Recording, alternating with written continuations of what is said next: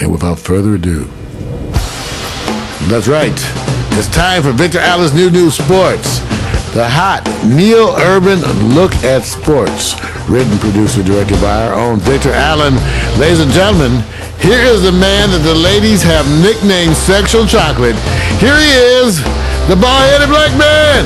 Here's Vic. Yeah. Sports. Yeah.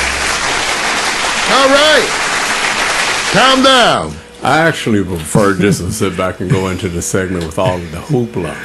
I think the hoopla probably sets a precedent that's too high for the average fan reporter to follow through on and get rated well. So we're going to have to change that intro. They say you're just too hot.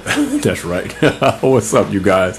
Hey, you guys, this is a trip, man. I don't know if you guys watched this the other day. I was sitting here going like, I realized that you get caught in a time warp when you're watching stuff, say it's artists or sports or anything. You think it's the best thing at that moment.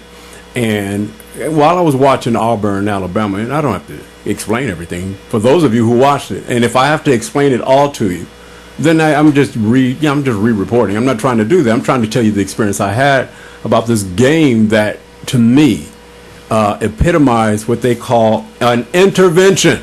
Okay, and I'm gonna put in the perspective that I'm this guy, and his name is Chris Davis. And if Chris Davis is walking on the field and he says, "Man, we're the underdogs. This is the Auburn Tigers, man. We gotta make our mark, man. You know why? Because Alabama, the Crimson Tide, is over there, 2 national championships, going for the 3rd. We're the only thing that's in their way." And then all of a sudden, you get thrusted in this position. Now, like I said, you guys want me to tell you all about it? I can't. There are several plays that lean up or actually lean towards the development of the story. So I'll just say this. If it's the last play and there's 1 second on the clock and you have to go 107 yards to defeat the team, that's Devine, or it's an intervention, or it's both. So here we are, Chris Davis. This is all I'm doing. Chris Davis is now this man.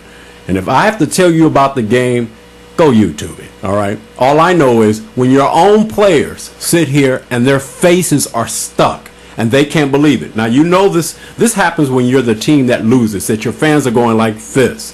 Their faces are just in awe. But his own football players were stuck and going, they can't believe it because Devine intervention. So my question is look at this photo. There are all kinds of people. Notice the khaki man. See the khaki man? Guys wearing the khakis. See, everybody is stunned. Chris Davis is about to make history. Auburn defeats Alabama.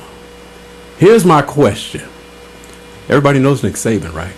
He doesn't even like to laugh. As a matter of fact, he's a screamer and actually takes no bullshit.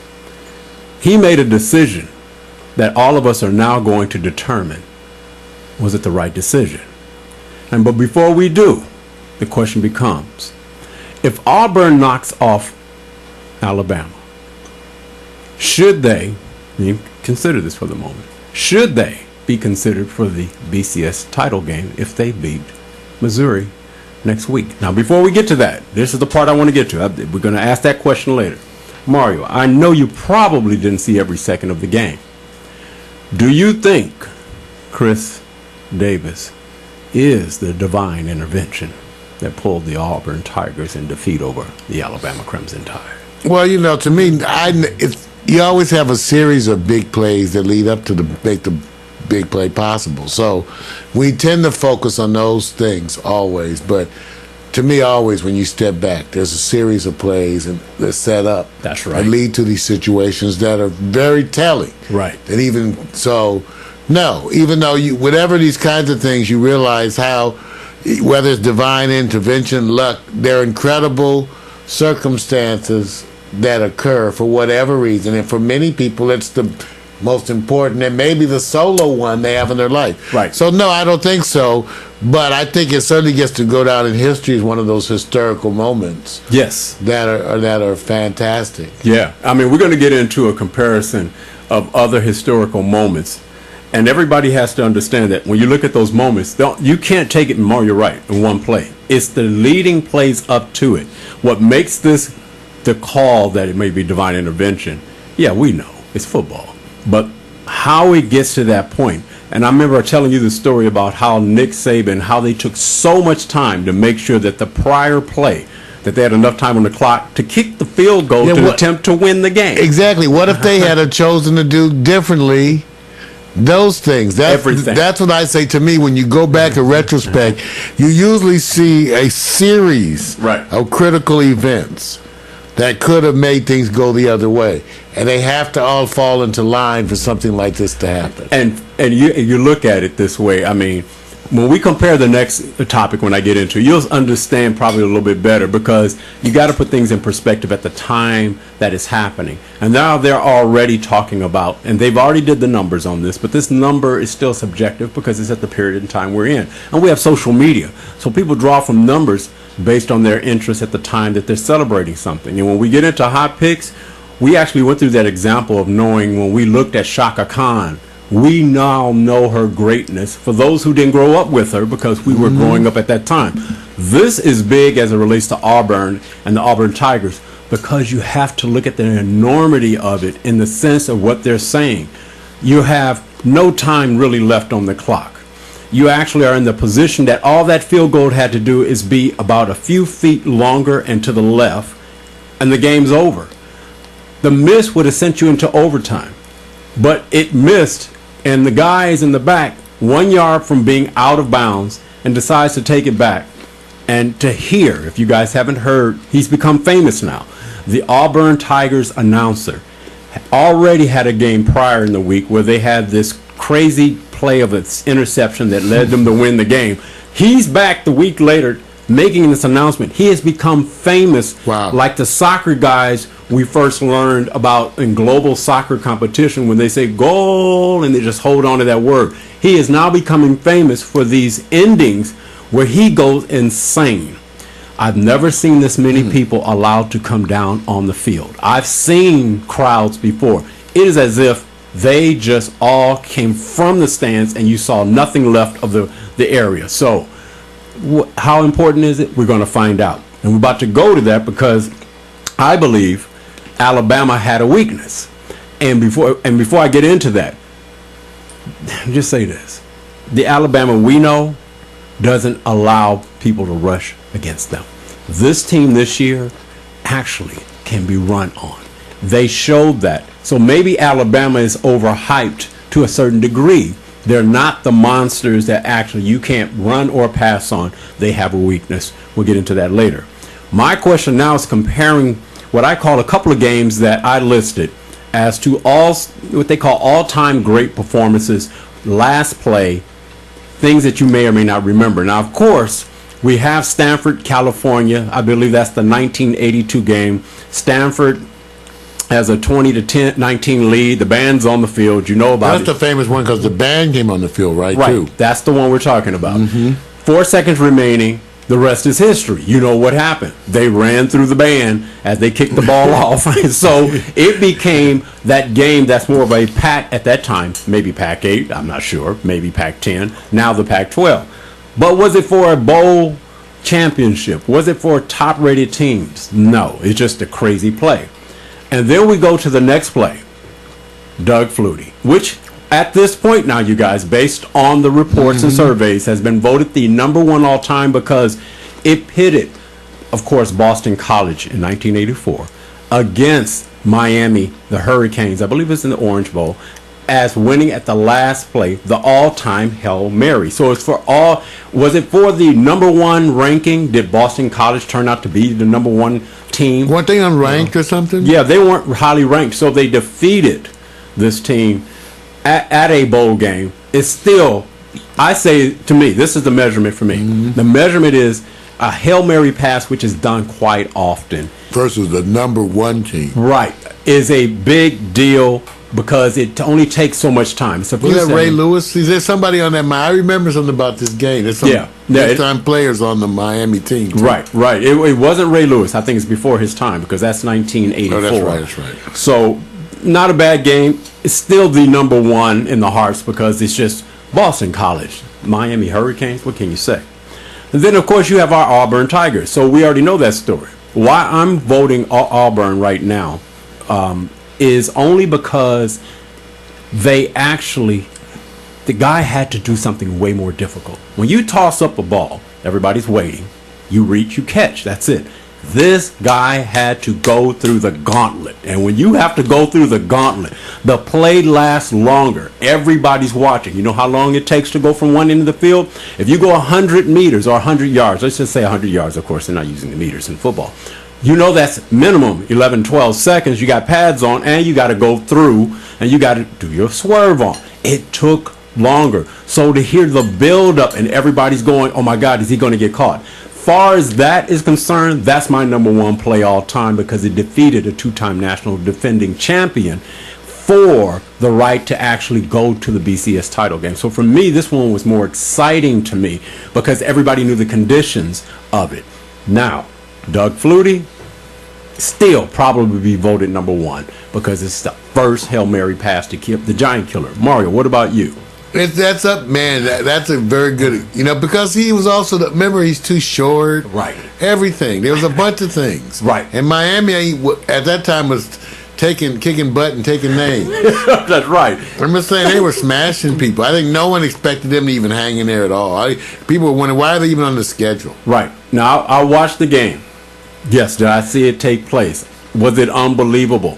Yes, but was it possible? Yes, because they said all you got to do is bat the ball, tap it. You know how you do the tip drill. So I didn't really expect that it would be impossible because the luck can go your way all the time. If you told me the chances of somebody running the ball back for a touchdown on the last play from a field goal that actually would make you actually end up losing and the reverse is taken, that is more difficult. So on difficulty, I would say Auburn, Alabama. And so it is. Okay. Now, here's the thing where I say hype is kind of one of these questions you have to deal with. I said Alabama may be overhyped. And what I'm saying is if you can run as easy as Auburn did, which they really ran well and passed well, is the SEC now. Let me just say this. Is Alabama subject to some, what they gets a pass? Because they were so highly ranked number one that it was a foregone conclusion they're not going to be threatened for anybody to take over their spot. So if they're not overhyped, they are who they are, then Auburn deserves the BCS title game. Or do we have to wait for the team that's sitting in second place now called Ohio State with Florida State in the number one new spot? Does everybody want to see Ohio State and Florida State, or do they want to see Auburn and Florida State? Mario, what would you want to see? Oh, I think probably. Think about it now.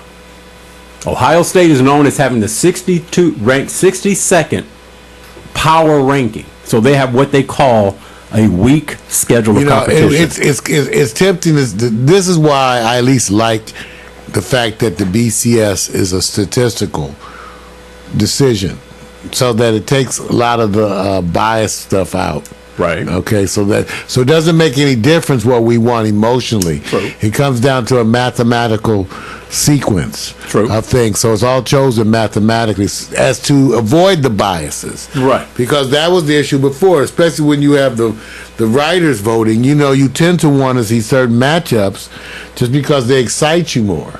And let's just say this. I'm tempted to want to see Ohio State just because I usually have more interest for some reason. Really? I hate to say this. Wow. I usually have more interest historically.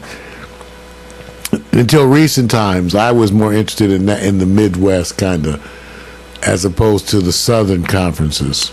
You know what? And you may have a good point to that. And they some of us were like, I don't, Georgia. I'm just saying, right? People who are really into the Southern conferences, they're going to stay there. They're going to be there. It's different now, Vic, the SEC than yes, it is way better than what we were used to. Way better. It was the Big Ten was the big dog. Right. Then you had in the Midwest you had Notre Dame and Ohio State. Right. And so historically, Michigan. Right. And the type of players they recruit. Yeah. And the top 10. You see, the top 10, they got the SEC already has about 6 teams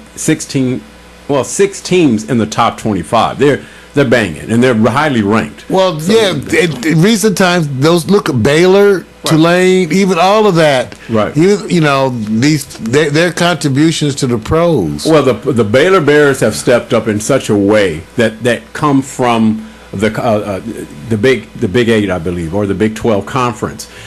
Missouri and Texas A&M came into the SEC, and they are going like, we're wrecking the ship. And look what they're doing. Texas A&M with Johnny Manziel last year. Lost in there now. Yeah, Johnny and them made the statement by defeating Alabama last year. Missouri's in there now, and they're going for the SEC championship. So in a sense, these two new teams coming from a place that's not considered a strong one. I said, there's some hype here you have to understand that I'm looking at. These two teams were not even considered in top in their categories, respectively, in the conference, where it's Texas, Oklahoma, all of a sudden they come into the SEC and says, "Oh no, we swinging it and we're rolling now." So my point becomes, I don't want to say this. I just think there is some extra hype that's there because everybody kept saying, "You go into the SEC, you're gonna get blown. Come to play the style of ball you're playing." There certainly is the hype, even though it shouldn't theoretically affect what the BCS. And I'd be curious. The rankings. Today's Monday. Right. The games occurred Saturday. They got the BCS rankings. So the rankings should be out. Yeah, I was leading into that to let you know who's number 1 is Florida State, number 2 Ohio State, number 3 is I'm so off on this one. Give me a second here. I know Ohio State. Auburn is 3rd. My bad.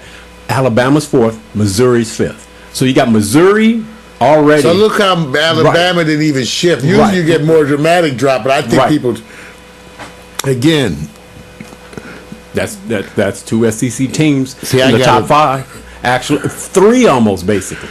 Oh, Vic, I think, and again, to me, if I'm not incorrect, the rankings that are now being used are also the BCS rankings, right? Right, so that's the rankings. So they're statistical again. They're not. And I remind people, because a lot of people still are thinking that this is the writers voting, and it's not anymore. It's a 25% split down. They have 4 categories, I believe, where it's 25, 25, 20. I may stand corrected on this. So you don't get just a coaches poll. And the coaches poll, rightfully so, there's going to be some biases there because they even say it. If you start having games in the West, late as you do, we don't watch those games. So we're going to vote from a perspective of what? I said, so you're actually just going, you're not even attached to the teams here. So how do you make your quantitative vote when you said they're too late? I mean, we can't watch them. So I'm already saying that's a built-in bias, but that's a West Coast thing. I leave that alone. I'm just saying right now, props to Missouri. Props to Auburn, but everybody's talking about it. Ohio State plays the schedule they were given. But if it came to power on power, remember Ohio State last week, you guys struggled against, or a couple of days ago, you basically won on the last play by Michigan, who said instead of going for a 1-point conversion to tie up the game, we're going to go for 2 points and try to defeat you.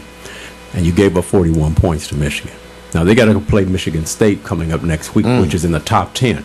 So the question becomes, Auburn and Ohio State may choose their own fate. We'll know next week. That's all I want to say. That's my new sports. I'm ready to get out of here because there's time to go talk about Amsterdam during the break. There's some pictures. That's right. They don't have football yet. Not this kind in Amsterdam, but the NFL wants to go. Vic, they are set on that. Also, plus they probably will have less resistance to a new type of football. Right. They're not going to have the same resistance. No, they're not. But they got some sports fans over there, y'all. Hey, what do you guys think about that wonderful thing of? Well, let my promo go for a second. I'll just switch in there. There he is. Oh. Yeah.